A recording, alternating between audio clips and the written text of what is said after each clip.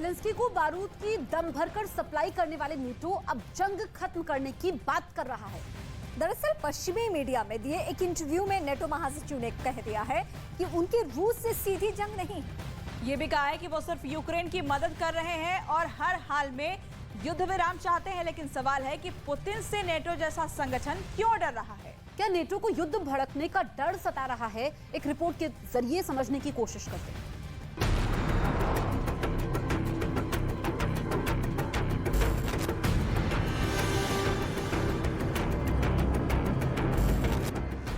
Biden Kyiv गए तो Putin ने आंखें तर्रा दी। Заложником киевского режима и его западных хозяев, которые पुतिन ने राष्ट्र को संबोधित किया। выбирают прежде всего, конечно, молодых людей, молодых. दुश्मन को तबाही की धमकी दी, बम बारूद की बात की तो नेटो घबरा गया। Нормы их жизни. А священнослужители, священников. वो इसलिए क्योंकि नेटो महासचिव ने दावा किया है कि रूस यूक्रेन युद्ध में नेटो सीधे तौर पर नहीं लड़ रहा है, वो एक अहम भूमिका निभा रहा है। नेटो का मकसद सिर्फ यूक्रेन का समर्थन करना है, संघर्ष को रोकना है और युद्ध विराम कराना है। कल तक बारूद की सप्लाई करने वाला नेटो अब यूक्रेन और रूस युद्ध के अंत की बात कर रहा है। जंग को रूस से सीधी तकरार ना बताकर यूक्रेन को आगे कर रहा है और दोस्ती का हवाला देकर बारूद की सप्लाई का दावा कर रहा है। NATO has two tasks in the war in Ukraine, and that first is to provide support to Ukraine and to ensure that Ukraine prevails. NATO is not party to the conflict, but we support Ukraine, and NATO allies have provided unprecedented support. The other task we have is to prevent this war from escalating beyond Ukraine and become a full-fledged war between Russia and NATO.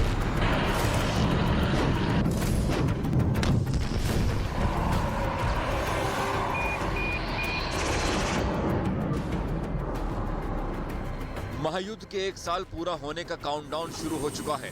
विध्वंस के एक साल का पूरा चिट्ठा हर किसी के सामने है। तबाही की हर तस्वीर हर आंख के सामने से गुजरी है। इस एक साल में आसमान छूती इमारतों को जमींदोज होते देखा गया, बारूद से शहरों को महकते देखा, सड़कों के शमशान बनती तस्वीरें देखी, बर्बादी की दास्तां सुनाते दर्द से कर्राहते लोगों को देखा। लेकिन इन सब के बीच जो सामान्य था वो रूस का आक्रमण, नेटो की बारूदी बरसात। For as long as it takes, we will stand by Ukraine, because it will be a tragedy for the Ukrainians if President Putin wins in Ukraine, but it will also be dangerous for all of us, because that will send a message to all authoritarian leaders that when they use military force, they get what they want. लेकिन अब NATO महासचिव कह रहे हैं कि रूस से उनका सीधा युद्ध नहीं है, वो भी तब जब एक साल तक बिना रुके हथियारों की सप्लाई जारी रही। इसे क्या समझा जाए कि नेटो पुतिन से डर गया है? छोटे देशों पर पुतिन के हमले का डर सता रहा है या यूक्रेन पर हमले तेज होने का डर है?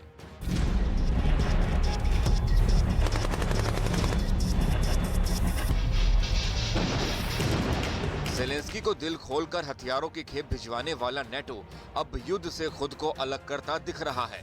बारूदी तबाही से यूक्रेन का मुस्तकबिल बचाने का दावा करने वाला नेटो अब पुतिन के खिलाफ हल्का रवैया इख्तियार किए हैं, जो ज़ेलेंस्की के भविष्य पर खतरे का संकेत है।